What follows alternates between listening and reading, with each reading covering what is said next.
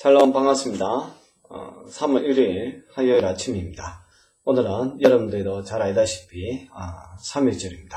3.1절의 의미를 다시 마음에 새기면서 또 우리가 하나님의 그 말씀을 통하여 진정한 또 자유와 해방을 갈망하며 나아가는 날이 되었으면 좋겠습니다. 오늘 함께 묵상할 말씀은 이사야서 40장 1절에서 8절입니다. 너희의 하나님이 이르시되 너희는 위로하라. 내 백성을 위로하라. 너희는 예루살렘의 마음에 닿도록 말하며 그것에 외치라. 그 노역의 때가 끝났고 그 제약이 사함을 받았느니라. 그의 모든 죄로 말미암아 여호와의 손에서 벌을 배나 받았느니라 할지니라 하시니라. 외치는 자의 소리에 이르되 너희는 강야에서 여호와의 길을 예비하라. 사막에서 우리 하나님의 대로를 평탄하게 하라. 골짜기마다 도두어지며 산마다 언덕마다 낮아지며 고르지 아니한 곳이 평탄하게 되며 험한 곳이 평지가 될 것이요 여호와의 영광이 나타나고 모든 육체가 그것을 함께 보리라. 이는 여호와의 입이 말씀하셨느니라. 말하는 자의 소리가 이르되 외치라. 대답하되 내가 무엇이라 외치리까 하니 이르되 모든 육체는 풀이요 그의 모든 아름다움은 들의 꽃과 같으니 풀은 마르고 꽃이 시듬은 여호와의 기운이 그 위에 붐이라. 이 백성은 실로 풀이로다. 풀은 마르고 꽃은 시드라. 우리 하나님의 말씀은 영원히 서리라 하라. 아멘. 하나님은 선지자에게 1절에서 내 백성을 위로하되 그들의 마음에 와닿도록 위로하라고 명령하고 있습니다. 그 위로의 내용은 그 2절에 나와 있는데요. 그들의 포로 생활의 때가 끝났고 그 제약이 사함받았다는 사실입니다. 하나님은 그들이 범한 모든 죄에 대해 배나 벌을 받았다라고 말씀하고 있습니다. 그러나 사실 이스라엘 사람들이 지은 죄를 생각한다면 이러한 이스라엘의 멸망과 포로 생활은 그들이 지은 죄에 비해서는 가벼운 징벌입니다. 그럼에도 불구하고 이같이 선지자가 선언하도록 하나님께서 말씀하신 것은 장차 하나님의 아들이 죽음으로써 그들의 죄값을 2배나 치를 것이기 때문입니다.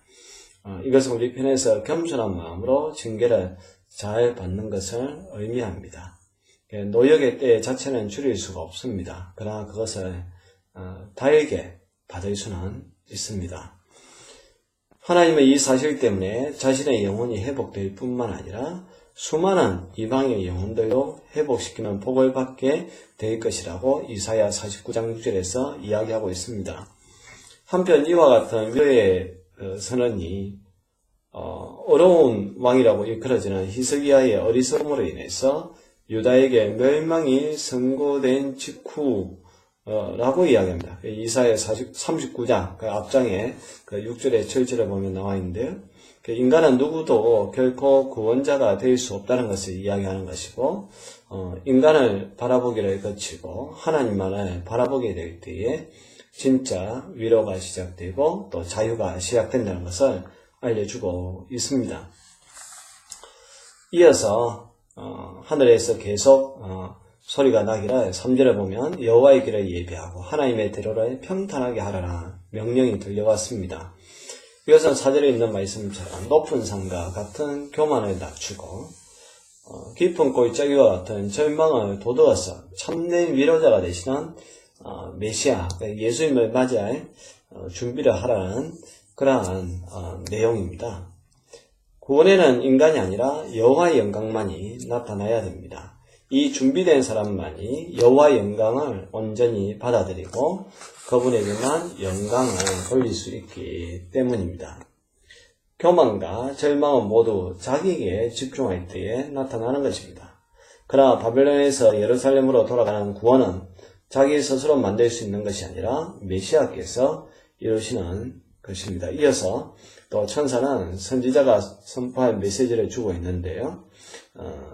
아주 유명한 말씀이고 아마 여러분들도 많이 들었던 말씀일 것입니다. 6절에서 그 8절에 있는데요. 인간은 그 건세와 영화가 아무리 대단하다 해도 금방 마르고 시들은 풀과 꽃이 지나지 않지만 메시아를 통해서 구원하시겠다는 하나님의 말씀은 영원하다는 사실입니다. 화무시비롱이라는 말이 있습니다. 아무리 아름다운 꽃, 붉은 붉은 빛을 띠고 있는 꽃이라도 그 붉은 꽃이 11을 넘기지 못한다. 꽃은 언젠가는 지고 만다라고 그러한 뜻입니다. 곧 인간의 인생에 관한 것이기도 하고 또 인간의 어떤 권력에 관한 것이기도 합니다. 그래서 또 사자성어 가운데 건불 10년이라는 말도 있지 않습니까? 권력이 10년도 가지 못한다는 것이죠. 지금 이제 국회의원 선거를 앞두고 이 국회의원들이 마치 그 권력을 한번 차지하고 나면 영원할 것처럼 그것을 위해서 목숨을 거는 그런 모습들을 저와 여러분들이 뉴스를 통해서 보고 있는데 그들이 꼭 기억해야 될 것은 권력은 10년조차도 넘기지 못하고 또 최근에 과거에 야당에서 꽤 오랫동안 정치를 했던 사람들, 여당에서 정치를 했던 사람들이 이제 돌아가셨다라는 그런 장례 소식을 많이 듣지 않습니까? 네, 그런 것을 봤을 때 참 인생이 더덥다라는 그런 생각을 많이 합니다.